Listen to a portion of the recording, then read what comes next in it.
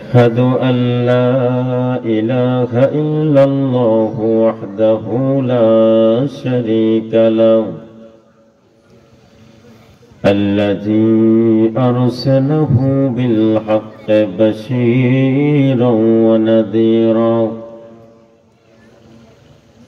وداعيا إلى الله بإذنه وسراجا وقمرا منيرا. أما بعد فأعوذ بالله من الشيطان الرجيم.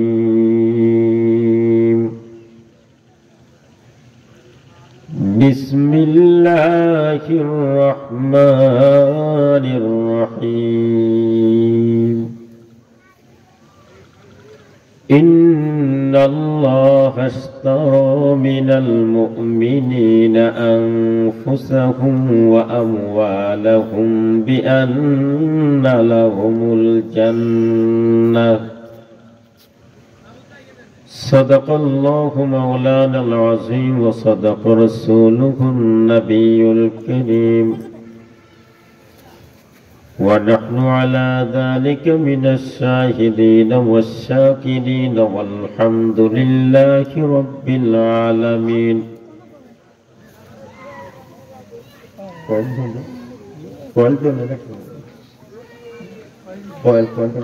وقال رسول الله صلى الله عليه وسلم: لا يقعد قوم يذكرون الله إلا حفتهم الملائكة وغشيتهم الرحمة ونزلت عليهم السكينة وذكرهم الله في من عنده، أو كما قال عليه الصلاة والسلام. وقال تعالى في شأن حبيبه ومحبوبه ومعشوقه مخبرا وآمرا: إن الله وملائكته يصلون على النبي يا أيها الذين آمنوا صلوا عليه وسلموا تسليما. بلغ العلا بكماله كشف الدجى بجماله حسنت جميع خصاله. صلوا عليه وآله. رہی میرے مسکن حوالی کعبہ، بنے میرے مدفن دیار مدینہ. بلغ العلا بکمالہ کشف الدجى بجمالہ حسنت جميع خصاله. صلوا عليه وآله. لا إله إلا الله. لا إله إلا الله. لا إله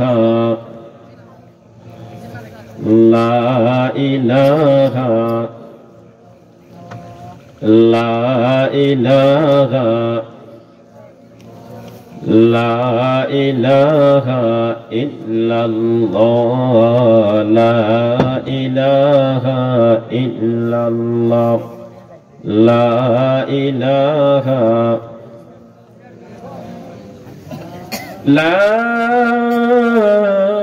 إله إلا الله محمد رسول الله صلى الله عليه وسلم. আলহামদুলিল্লাহ ঐতিহ্যধন্য শ্রীপুর পশ্চিম ও উত্তরপাড়া প্রবাসী ও গ্রামবাসীর উদ্যোগে আদিমুশান ওয়াজুদ্ওয়ার মাহফিলের প্রধান অতিথি হিসেবে আসল অলঙ্কিত করবেন জনাব মোহাম্মদ ফিরোজ মিয়া। আজকের এই মাহফিলের প্রধান আলোচক আন্তর্জাতিক খ্যাতি সম্পন্ন মুফাসসির কুরআন হযরত মাওলানা ইউনুস আহমদ বরিশাল। আজকের এই মাহফিলের বিশেষ আলোচক হিসেবে আমন্ত্রিত মেহমান হযরত আল্লাহ হযরত মাওলানা খুরশেদ আলম সিদ্দিক, মদিনা জামে মসজিদ লাকসাম। আল্লাহ পাকের দরবারে অসংখ্য শুকর এবং কৃপা যে মহান মনিব দুনিয়ার সকল ব্যস্ততার মধ্য থেকে একটি দ্বীনি মজলিস, দ্বীনি এজলাস, জান্নাতের বাগান, জান্নাতের প্যান্ডেলে আসার এবং বসার সুযোগ করে দিয়েছেন। এই জন্য সেই মহান মনিবের দরবারে মস্তক অবনত চিত্তে কালিমাত শুকর আদায় করে নিচ্ছি আলহামদুলিল্লাহ। দুরুদ ও সালাম প্রেরণ করছি বিশ্ব মানবতার মুক্তির দূত, বিশ্ব সভার সভাপতি, আফতাবে নবুয়ত, শাহেনশাহের রিসালাত, দুজাহানের সরদার, ফখরে আলম, বনি আদম, হুজুরে আকরম, সৈয়দুল মুরসালিন, খাতামুন নবিয়্যিন, জনাবে মুহাম্মদুর রাসূলুল্লাহ সাল্লাল্লাহু আলাইহি ওয়াসাল্লামের প্রতি। সম্মানিত হাজিরিন, আপনারা যে আজকের এই প্যান্ডেল জান্নাতের বাগানে আসতে পেরে খুশি না বেরাজ? কারা কারা খুশি একটু হাত তোলেন তো। আল্লাহ তাআলা সকলকে কবুল করো। আপনারা যারা জান্নাতের এই প্যান্ডেলে আসতে পেরেছেন, আপনাদের সময়টাও যাবে। আর যারা এখনো দোকানপাটে, রাস্তাঘাটে, বাসা, বিভিন্ন জায়গায় আড্ডায় দিচ্ছে, সময় কাটাচ্ছে, তাদের সময়টাও যাবে। কথা ঠিক কিনা? তবে আপনাদের সময় আর তাদের সময়ের মধ্যে একটু ব্যবধান আছে। আপনারা যে সময়টা দিচ্ছেন এই সময়টা খুব মূল্যবান একটি সময়, আর তারা যে সময়টা দিচ্ছে সেটা অমূল্যবান। তাদের এই সময়ের হিসাব হবে, আপনাদের এই সময়ের হিসাব হবে কিয়ামতের ময়দানে। এই সময়টা হবে নেকির সময়, আর ওই সময়টা হবে বদির সময়। কথা ঠিক কিনা? কারণ এটা একটা জান্নাতের বাগান, জান্নাতের প্যান্ডেল। এই জান্নাতের বাগানে কেউ ইচ্ছা করলে আসতে পারে না, কেউ চাইলে আসতে পারে না, যতক্ষণ পর্যন্ত আল্লাহ না চান। ওয়ামা তাশাউনা ইল্লা আন ইয়াশা আল্লাহ। আল্লাহ বলে, বান্দা, তোমার হাজারো চাওয়া পাওয়া থাকতে পারে, কিন্তু তোমার হাজারো চাওয়া পাওয়া কোনো কাজে আসবে না যদি আমি আল্লাহ না চাই। আর তোমার হাজারো কোনো চাওয়া পাওয়া নাই, অনেক কাজ, তোমার সকল কাজের ব্যস্ততার মধ্য দিয়েও আজকের এই জান্নাতের বাগান, ওলামায়ে কেরামের মজলিস, জাকিরিন শাকিরিনদের মজলিসে আমি আল্লাহ তোমাকে অবশ্যই নিয়েই ছাড়ব। এই জন্য আল্লাহ তাআলা যাদেরকে ভালোবাসেন, মহাব্বত করেন, ওই সকল পেয়ারা বান্দাদেরকে আজকের এই জান্নাতের বাগানে সম্মানিত ফেরেশতার মাধ্যমে, মোলাকাতার মুসাফার মাধ্যমে চেকিং করে করে আল্লাহর ঘর, আল্লাহর বাড়ি, জান্নাতের ভিতরে ঢুকাই দিয়েছে। আর যাদের সাথে আল্লাহর সাথে পরিচিতি নাই, যোগাযোগ নাই, বন্ধুত্ব নাই, এরা হাজারবার চেষ্টা করলো আল্লাহর ঘর, আল্লাহর বাড়ি, জান্নাতের বাগানে আসতে পারে নাই। কথা ঠিক কিনা? লা ইয়াকউদু কওমুন ইয়াযকুরুনাল্লাহ ইল্লা হাফাতুহুমুল মালাইকা ওয়া গাশিয়াতুহুমুর রাহমাহ ওয়া নাযালাত আলাইহিমুস সাকিনাহ ওয়াযাকারাকুমুল্লাহু ফী মান ইনদাহ। এটার কারণে তো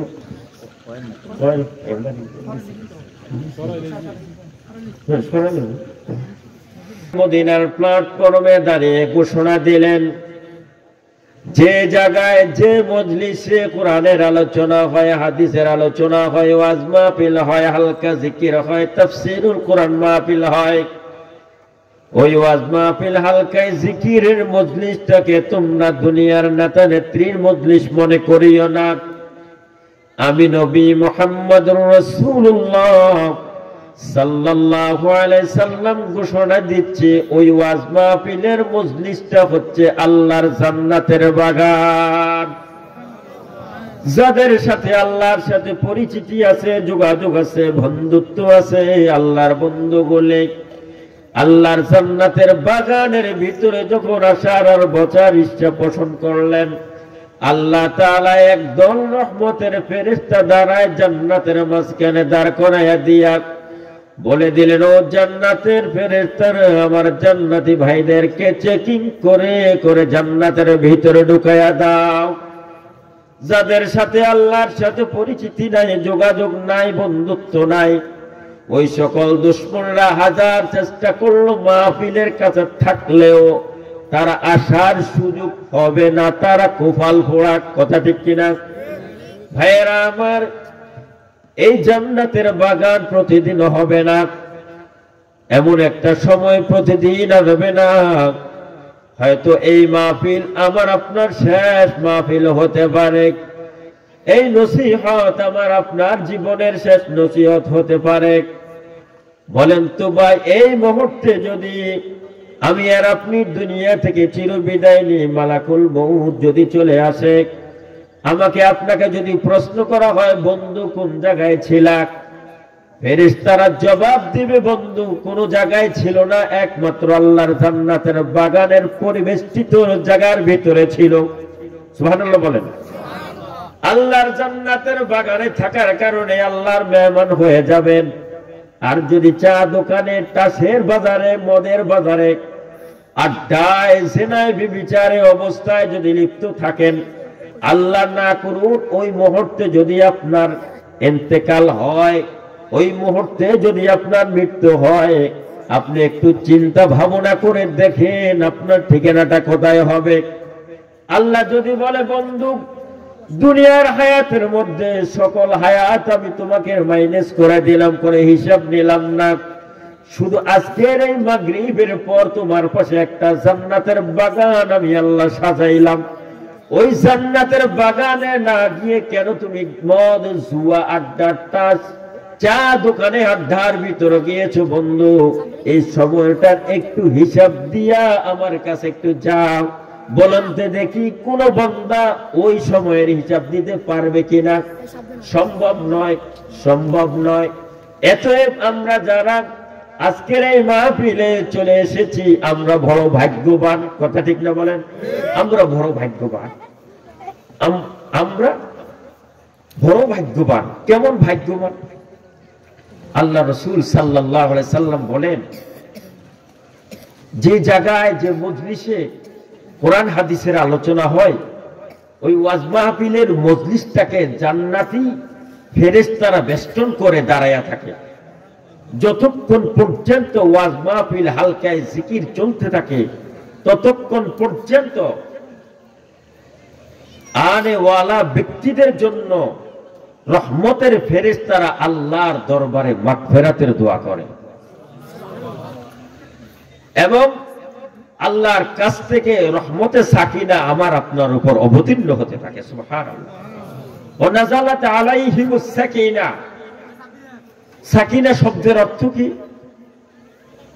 হাদিসের শানে রুজ এসেছে যে সাকিনা হচ্ছে জনাবে মুহাম্মদুর রাসূলুল্লাহ সাল্লাল্লাহু আলাইহি ওয়াসাল্লাম মসজিদে নববীর মধ্যে দাঁড়ায়া দাঁড়ায়া আল্লাহর সাথে প্রেমের আলাপে লিপ্ত। আম্মাজান আয়েশা ঘুম থেকে জাগ্রত হওয়ার পর পার্শ্ব খালি দেখলেন, দেখেন যে আল্লাহর নবী বিছানায় নাই, মনের ভিতরে জল্পনা আর কল্পনা, মনে হয় যেন আজকের এই রাত্রটা নবী মুহাম্মদ অন্য কোন স্ত্রীর ঘরে রাত্র কাটানোর জন্য গিয়েছেন। এইভাবে সে হুজরা থেকে বের হয়ে নবীর তালাশে বের হলেন। 11 জন স্ত্রীর হুজরায় গেলেন, কোন স্ত্রীর হুজরায় পাইলেন না।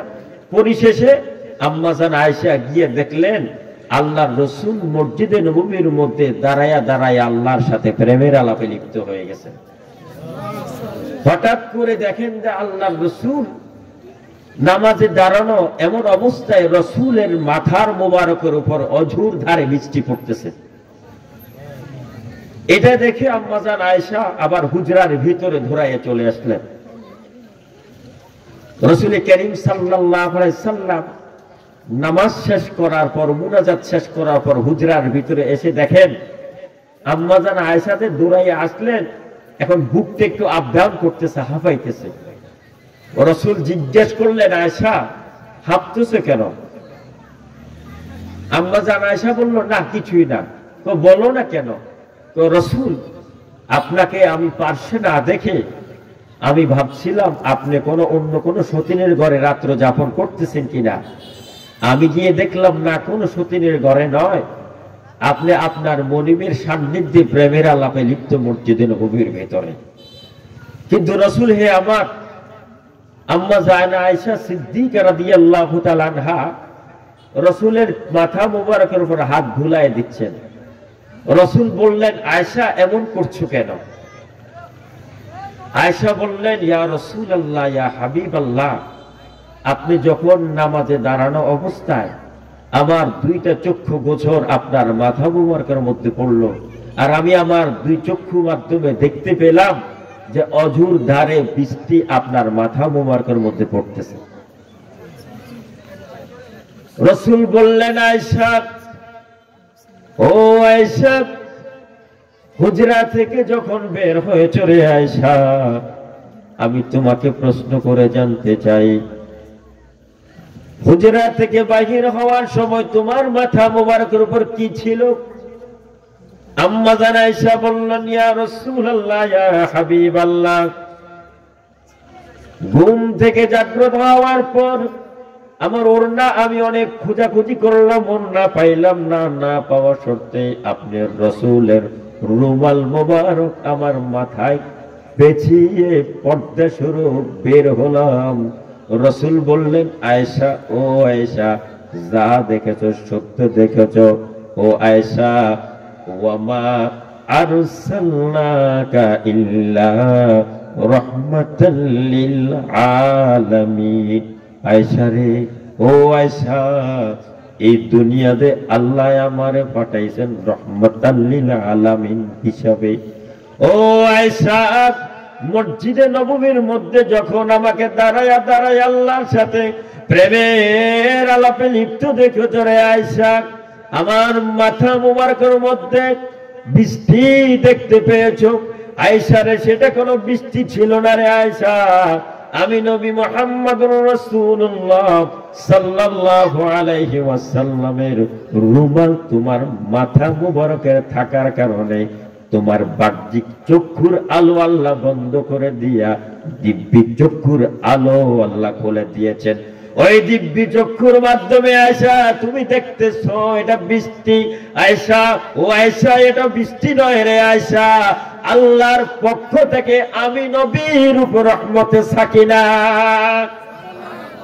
ওয়ামা আরসালনাকা ইল্লা রাহমাতাল লিল আলামিন।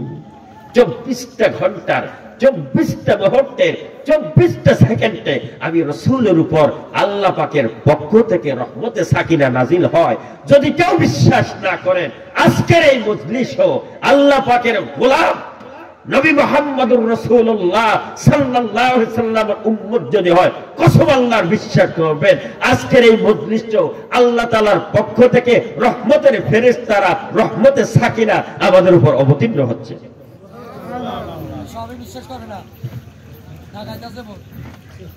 আজকের এই জান্নাত, আজকের এই বাগান, আজকের এই ফুলের বাগান কালকে আর থাকবে না। কথা ঠিক কিনা? আজকের এই বাগান জান্নাতের বাগান। একবার সুবহানাল্লাহ বলবেন তো আল্লাহ রসুল বলেন, একবার সুবহানাল্লাহ, একবার যদি রসুলের উপর দুরূদ পড়স তো একটা গুনাহ মাফ, 10টা গুনাহ মাফ করে দিব, 10টা নেকি তোর আমল নামায় দিব। 100 বার যদি রসুলের উপর দুরূদ পড়স আজকের এই মজলিসে বসে, তো রসুল বলেন তোর কুফালের মধ্যে সম্মানিত ফেরেশতারা 2টা শব্দ লিখে দিবেন, বারাআতুম মিনান নার ও বারাআতুম মিনান নিফাক। অর্থাৎ মুনাফিকি নাম থেকে তোর নামটা কেটে দেওয়া হবে, আর জাহান্নামী নাম থেকে তোর নামটা কেটে দিয়া তোকে জান্নাতি বানায় দিবেন আল্লাহ। তাহলে আমরা কি আজকের এই মাহফিলে আসতে পেরে খুশি না বেজার? যে কারা কারা খুশি বলেন তো হাত তোলেন। নারে তাকবীর, নারে তাকবীর। আল্লাহ কবুল করুক। আমার আলোচনার বিষয়বস্তু হচ্ছে বর্তমান যুবকদেরকে নিয়ে কিছু কথা। আমি মহাগ্রন্থ আল কোরআন থেকে সূরা তওবার 10 নম্বর পারা 111 নম্বর আয়াত কারিমা তেলাওয়াত করেছি। হুজুর নূর সাল্লাল্লাহু আলাইহি সাল্লামের অসংখ্য অমীয় বাণী থেকে ছোট্ট একটা হাদিসের টুকরা পাঠ করলাম। দয়াময় আল্লাহ যদি দয়া করেন, করুণা করেন, ভালোবাসার মধ্য দিয়া আপনাদের দোয়া চাই আল্লাহ যেন আমার জবানে এমন কিছু কথা এলকা করে দেন যে কথাগুলো আমার প্রয়োজন, জাতির প্রয়োজন। সকলে বলেন আমিন। ইন্নাল্লাহা আশতারা মিনাল মুমিনিনা আনফুসাহুম ওয়া আমওয়ালাহুম বিআন্না লাহুমুল জান্নাহ। খুব মনোযোগ দিয়ে শুনবেন, আমার সময় একদম সংক্ষিপ্ত, আমার সময়টা একদম সংক্ষিপ্ত। আমি এসা পর্যন্ত মানে মাত্র 7:20 আমি ছেড়ে দিব ইনশাআল্লাহ। বাকি যতটুকু কথা বলবো আপনারা মনোযোগ দিয়ে শুনতে হবে। যে মজলিসে মানুষ কম হয় বোঝা গেছে এরা জান্নাতি। এই মাছের বাজারে বেশি ভিড় না স্বর্ণের দোকানে বেশি ভিড়? কেন? 50 টাকার একটা নোট নিয়ে গেলে মাছ কিনা সম্ভব, আর 500 টাকার একটা নোট নিয়ে স্বর্ণের দোকানে ঢুকলে স্বর্ণ কিনা সম্ভব নয়। আজকের এই মজলিসে সকল মানুষ আসতে পারে না। যারা সৌভাগ্যবান, যাদের কপাল ভালো, ইমানদার, নবীর আশিক, নবীর উম্মত, আল্লাহর গোলাম, তারাই আসতে পারে আজকের এই মজলিসে। আর যাদের সাথে কোনো আল্লাহর সাথে পরিচিতি নাই, যোগাযোগ নাই, তারা হাজার চেষ্টা করলো আজকের এই জান্নাতের বাগানে ঢুকতে পারবে না। এটা আমার কথা নয়, রাসূলের কথা। সেই রাসূলের আল্লাহ তাআলা বলতেছেন ইন্নাল্লাহা আশতারা, নিশ্চয় আল্লাহ বিক্রি করে দিয়েছেন। খুব মনোযোগ দিয়ে শুনবেন। আমি আর আপনি কার কাছে বিক্রি হতে চলছি বলেন? কার কাছে? আল্লাহর কাছে। এটা আমার কথা না, আল্লাহর কথা। ইন্নাল্লাহা আশতারা মিনাল মুমিনিনা আনফুসাহুম ওয়া আমওয়ালাহুম বিআন্না লাহুমুল জান্নাহ। নিশ্চয় আল্লাহ তাআলা আমার আপনার অর্থাৎ মুমিনের জান এবং মাল উভয়টা ক্রয় করে নিয়েছেন। খেয়াল করেন, কারণ জানেরও মালিক আল্লাহ, মালেরও মালিক আল্লাহ। জান দিয়েছেন যিনি, মালও দিয়েছেন তিনি। আল্লাহর দেওয়া জান, আল্লাহর দেওয়া মাল যদি আপনি আল্লাহর রাস্তায় খরচ করতে পারেন, আল্লাহ ঘোষণা দেন বিআন্না লাহুমুল জান্নাহ। জানেরও মালিক আল্লাহ, মালেরও মালিক আল্লাহ। জান দিয়েছেন যিনি, মালও দিয়েছেন তিনি। আল্লাহর দেওয়া জান আর মাল যদি আল্লাহর রাস্তায় খরচ করতে পারেন, আল্লাহ ঘোষণা দিলেন বন্ধু টেনশন করার কোনো কারণ নাই, আমি আল্লাহ জান আর মালের বিনিময় তোকে একটা ফ্রি জান্নাত উপহার দিব। কেমন জান্নাত? কেমন জান্নাত? হয় আদনা মুমিন ব্যক্তি, আদনা মুমিন ব্যক্তিকে 10 দুনিয়া পরিমাণ একটা জান্নাত দেব। এটা সম্ভব কেমনে? জিবরাইল আমিন একদিন রাসূলের কাছে কয়, ওগো আল্লাহর নবী, আমার একটা খায়েশ, আল্লাহ পাক আমাকে জান্নাতে ঢুকাইছেন, জাহান্নামও ঢুকাইছেন আপনার মাধ্যমে। মেরাজে তো রাসূল গেছেন না? তখন আল্লাহর কাছে আরজু যে আল্লাহ, আমি আপনার এই জান্নাতটা একটু দেখতে চাই। আপনি নাকি গোটা পৃথিবীর মানব মণ্ডলীর মধ্যে যারা ইমানদার মুমিন আল্লাহর গোলাম নবীর আশিক, তাদেরকে আদনা মুমিন যারা, তাদেরকে 10 দুনিয়া পরিমাণ একটা জান্নাত দিবেন। ওই জান্নাতটা আমি একটু দেখতে চাই। জিব্রাইলের কথা, জিব্রাইলের দৌড়ের গতি কেমন একটু বলি। ইউসুফ নবীকে তার ভাইরা ক্যানানের কূপে ফেলাইছে। তখন জিব্রাইল আমিন আরশে আজিমে, আল্লাহ বললেন জিব্রাইল তুই কই রে? কয় আমি তো আপনার পাশে আরশে আজিমে। তো এখানে থেকে লাভ নাই, আমার বন্ধু জাফর জালাল জলিলুল কদর পয়গম্বর ইউসুফ নবীকে তার ভাইরা ক্যানানের কূপে ফেলে নিক্ষেপ করে হত্যা করতে চাচ্ছে। যাও তুমি জান্নাত থেকে একটা স্বর্ণের চেয়ার, হীরামণি মুক্তা জওহর দ্বারা তৈরিকৃত একটা চেয়ার আমি নবী ইউসুফের ফাঁসায় তুলে ধরো। আচ্ছা, এই জান্নাত থেকে ইউসুফ নবীকে ক্যানানের কূপ পর্যন্ত আসতে 2 থেকে 1 সেকেন্ডের বিনিময় উনি জান্নাত থেকে স্বর্ণের চেয়ার নিয়ে ইউসুফ নবীর ভাষায় তুলে ধরলেন আর বললেন, নবী হে আমার, আপনি টেনশন করিয়েন না, এই কূপের ভেতরে আপনি যতদিন থাকবেন অতদিন আমি জিব্রাইল আপনার সফর সঙ্গী থাকবো, আপনার টেনশন নাই। কত দ্রুত গতির যানবাহন জিব্রাইল, খুব আন্দাজ করেন। বিদ্যুতের গতির চেয়েও তার গতি, বিদ্যুতের গতির চেয়ে তার গতি। এই জন্য জিব্রাইল আমিন রাসূলের সফর সঙ্গী ছিলেন মেরাজে। সুবহানাল্লাহ বলেন না, মেরাজে। সেই জিব্রাইল বললেন, আল্লাহ আমার কোনো আরজু নাই, শুধু একটা চাহিদা, আপনি যে এত সুন্দর জান্নাত বানাইলেন, যে জান্নাতের তলদেশ দিয়ে দুধের নহর, শরাবের নহর, স্বচ্ছ পানির নহর, মিঠা পানির নহর, এত সুন্দর একটা জান্নাত, হুরে গেলমা দালান কোটা অট্টালিকা দিয়ে ভরপুর করে রেখেছেন, এত সুন্দর একটা জান্নাত আমি দেখতে চাই। আল্লাহ তাআলা বললেন, যা তোকে দিয়ে দিলাম। জিব্রাইল আলাইহিস সালাম দৌড়া আরম্ভ করলেন। দৌড়তে দৌড়তে 3.5 লক্ষ বছর পর্যন্ত দৌড়লেন। 3.5 লক্ষ বছর পর আল্লাহকে জিজ্ঞেস করেন, আল্লাহ তোমার জান্নাতের শেষ সীমানাটা কোথায় একটু বলে দাও। আল্লাহ বললেন, ভাই জিব্রাইল, 1 মিনিট নয়, 2 মিনিট নয়, 1 ঘন্টা না, 2 ঘন্টা নয়, 1 দিন নয়, 2 দিন নয়, 1 সপ্তাহ নয়, 2 সপ্তাহ নয়, 1 মাস নয়, 2 মাস নয়, 1 বছর নয়, 2 বছর নয়, 100 বছর নয়, 200 বছর নয়, 1000 বছর নয়, 2000 বছর নয়, 1 লক্ষ বছর নয়, দীর্ঘ 3.5 লক্ষ বছর চলার পর তুমি এখন আমি আল্লাহকে প্রশ্ন করে জানতে চাও আমার জান্নাতের শেষ সীমানাটা কোথায়। ও ভাই জিব্রাইল, শুনে রাখো, জান্নাতের মধ্যে যে আমি আল্লাহ 8টি খুঁটি স্থাপন করেছি, ওই 8টি খুঁটির মধ্য থেকে এখনো তুমি প্রথম খুঁটি অতিক্রম করতে পারো না। এবার আন্দাজ করেন জান্নাতটা কত বড়।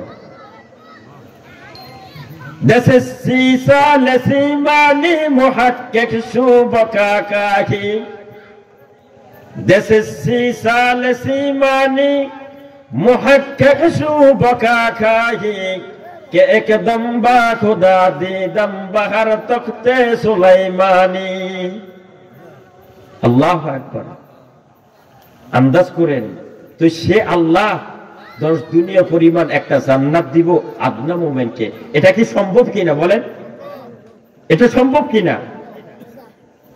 ওই জান্নাতের আলোচনায় আজকে আমাদের, যে জান্নাতের জান এবং মাল, জানে এবং মালের বিনিময় আল্লাহ তাআলা আমার আপনাকে দিবে জান্নাত। সুবহানাল্লাহ। কি দিবেন বলেন? জান্নাত। ওই জান্নাত পেতে হলে আমাকে আপনাকে কিছু কাজ করা লাগবে। কি বলেন? ওই জান্নাত পেতে হলে নামাজ ছেড়ে দিতে হবে। কি বলেন? রোজা ছেড়ে দিতে হবে। হ্যাঁ, হালাল হালাল উপার্জন, মিথ্যা ছেড়ে দেওয়া হবে। 5 ওয়াক্ত নামাজ, 5 ওয়াক্ত নামাজ তো এখন এটা বুজুর্গ কাজ। অনেক জায়গায়, উত্তরবঙ্গে এক জায়গায় গেলাম, মাগরিবের পর প্রায় 50 থেকে 60 জন লোক নামাজ পড়তেছে। ইমাম সাহেব নামাজ পড়াইতে সূরা ফাতিহার মধ্যে 7 জায়গায় 7টায় ভুল। অবস্থাটা কি দেখছেন? আমি একজন বয়োজ্যেষ্ঠ লোককে জিজ্ঞেস করলাম যে, চাচা মাগরিবের নামাজ পড়ছেন কিনা? চাচা বলতেছে, মাগরিবের নামাজ কি? নাজমুল্লাহ বলেন না, বর্তমান জমানা আছে নীলফামারী কুড়িগ্রাম জেলা। হয় মাগরিব কি জিনিস? তাহলে বোঝা গেল যে নামাজের সাথে ধার ধারে না, সে নামাজের ওয়াক্ত সম্পর্কে কি জানবে? কি বলেন? ওয়াক্ত সম্পর্কে কি জানবে? বর্তমান পরিস্থিতি আমাদের এমন হয়ে গেছে যে বিয়া করা ছাড়া পোলা মাইয়া চায়, চায় কিনা? বিয়া করা ছাড়া পোলা মাইয়া চাওয়াটা যেমন বোকামি, নামাজ না পড়ে সুদ খেয়ে মিথ্যা কথা বলে ঘুষ খেয়ে অপরের হক লন্ঠন করে এমন আশা নিয়ে জান্নাতের আশাটা করাও বোকামি। কথা ঠিক কিনা? আপনি নামাজও পড়েন না, বোনাস কার জন্য বলেন? বোনাস তো ওই ব্যক্তির জন্য যে চাকরি করে। তো আমরা চাকরিও তো না, বোনাস আসবে কোত্থেকে?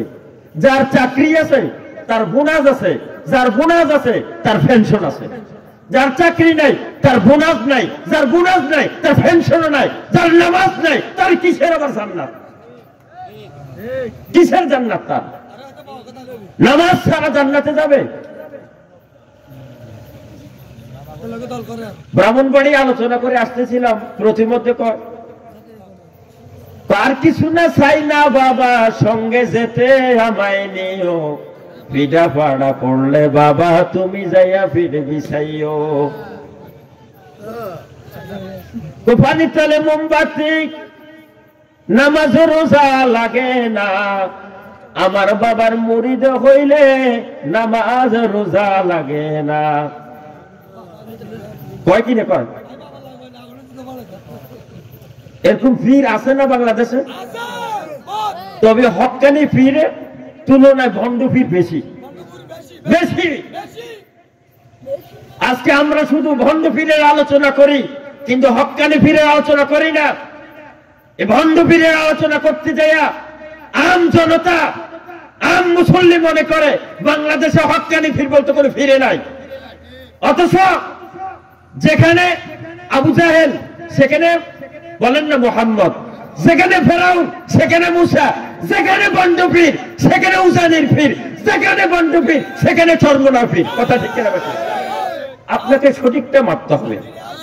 দুনিয়ার ভালো মন্দ, গরম আর ঠান্ডা উপভোগ করতে পারেন, হক্কানি পীর আর ভণ্ড পীর উপভোগ করতে পারেন না, এটা হতে পারে না। আপনার দেমাগ দোলাই হয়ে গেছে। আপনি মনে করছেন যে নামাজ বাদ দিয়েই আপনি চলে যেতে পারবেন জান্নাতে? এটা মামার বাড়ির ফাকনা কলা, হ্যাঁ, শ্বশুর বাড়ির বড় মুরগের রান, এত সোজা মিয়া জান্নাত? তাম পৃথিবীটাকে কয়েক কোটি বার বিক্রি করে দিলেও আল্লাহর দেওয়া জান্নাতের একটা জানালার শিখের মূল্য দেওয়া যাবে না। বেটা, তুই মনে করছিস নামাজ না পড়ে, রোজা না রেখে, মিথ্যা কথা বলে, সুদ খেয়ে, ঘুষ খেয়ে, হালাল হারামের কোনো তারতম্য নাই, বিবি পর্দা নাই, কোনো কিচ্ছুর ধার ধারে না শরীয়তের, এমনি সে জান্নাতে চলে যাবে? এত সোজা না রে ভাই। 12টা বাজার আগে বাজে কিনা? আর কত বাজো? কি বলেন? 11টার আগে বাজেন না 11টার পরে 12টা বাজে? বলেন 11টার পরে তো 12টা বাজে। এত সোজা নয়। আপনি নামাজ রোজা ছাড়াই জান্নাতে চলে যাবেন, এটা হলো বেকুবদের একটা কাজ। কার বলেন? বেকুবদের একটা কাজ। যে জান্নাত আমার আপনার জন্য, জান্নাতে যাওয়া সহজ, জাহান্নামে যাওয়া কঠিন। বর্তমান যুবক